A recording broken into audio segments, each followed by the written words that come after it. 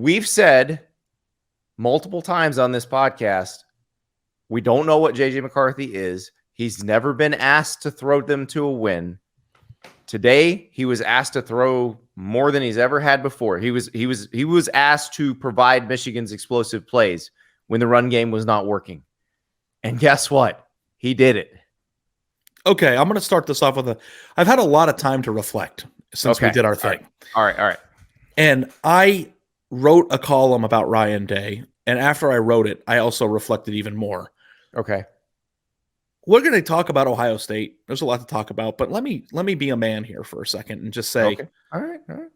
I've said on this show for long periods of time, before I was even the co-host, when you would have me on when I was covering Ohio State, that Jim Harbaugh was not the right person for the job there. That he just wasn't going to get it done. He wasn't recruiting at the high enough level.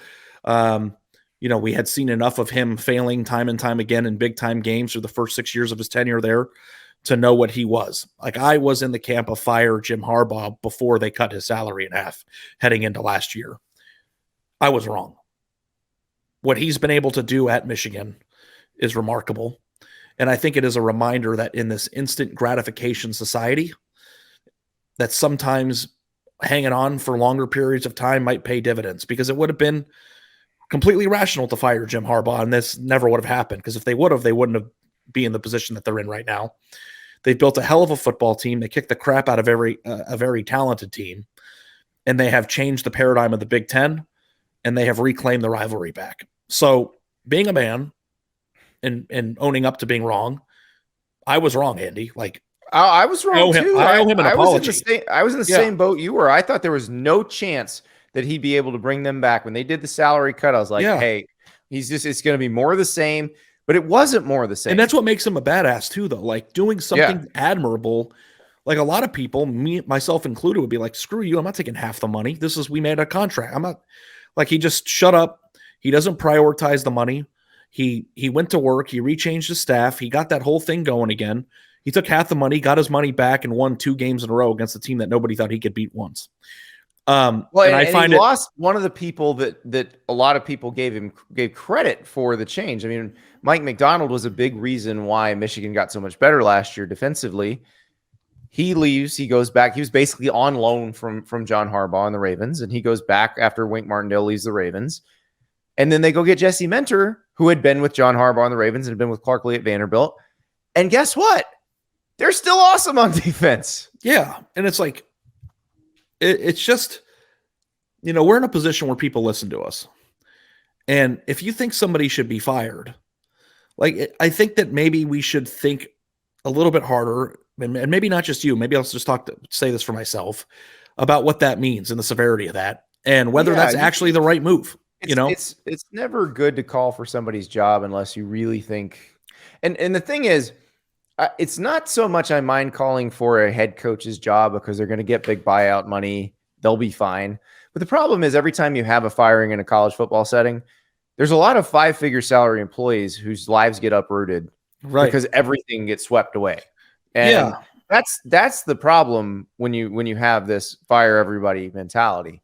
But I will admit, and like, actually his results, Andy, were fireable for 5 years by the standard of Michigan, and the 2020 season was very bad. Now I think you can say the 2020 season, it's a weird year, so it doesn't have to be the fireable year. I thought the solution they came up with, Ward Manuel and Jim Harbaugh, was awesome. A creative one. He bet on himself. He did flirt with the NFL last year, which I don't blame him for. And I thought when he was flirting with the NFL that he was like, I finally did it. I can't do it again. I'm gone. That was wrong too, Yep. And like, we are going to spend a lot of time talking about Ohio State here because it's one of those programs that you talk about a lot. But I just wanted to make sure that on our podcast that Michigan got its minute because it deserves it, right? Oh, yeah. And the JJ McCarthy thing too. Now, we have not been the people saying that JJ McCarthy is their weak link. We've always said they've never asked him. So we don't know. People saying he was their weak link? Oh, it wasn't us, but yeah, if you listen to a lot of the rhetoric around the country, it was, well, JJ McCarthy can't throw them to. No, you don't know that because he's never been asked to. But now he's been asked to, and it wasn't just him throwing them to a win.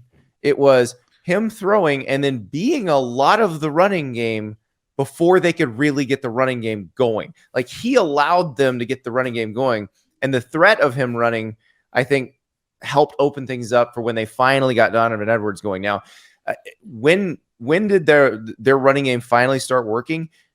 You pointed this out earlier today. It happened after a very critical call by Ryan Day. And that call by Ryan Day is the type of thing that changes the mentality of a game on both sides of the field. And that's when he decides to punt plus territory instead of just going for it. Suddenly, the next drive, Michigan can run the ball. Michigan looked like the Michigan we'd seen all season. Yeah, it's just the lead from the story I wrote. It's not often in a game like this, one that ends in a lopsided 45-23 score, that you can identify exactly where things were lost. But Michigan's beatdown of Ohio State on Saturday in Ohio Stadium, it was clear as Ryan Day. Like it was. Oh, look at that! They got the Ryan Day punt and everything. But like, wow, the second they punted, and it's not about an individual call in an individual game. It is the temperament and the message that you're sending to your team. And just so people understand, Ohio State was down by 4. Right? They were down by 4, I believe, when they punted. Mm-hmm. They were at the Michigan 43-yard line, and it was 4th and 5. And you have a Heisman Trophy candidate and maybe favorite at that point on the field. You have Marvin Harrison Jr. as the best receiver in college football on the field. And you punt at home in sunny, clear weather against a team that you're supposed to be imposing your will on. What are you saying to your team? Right. You're saying, I'm scared. You're punting in a situation that you didn't punt in all year either. So you're changing the way that you're playing in this game. That's weakness. And that is something that bleeds into the attitude of your team. Jim Harbaugh wouldn't punt in that situation. Like, he's always been pretty clear on, I'm going to do what the analytics say. Like, he was doing that long before it was popular among all the other coaches.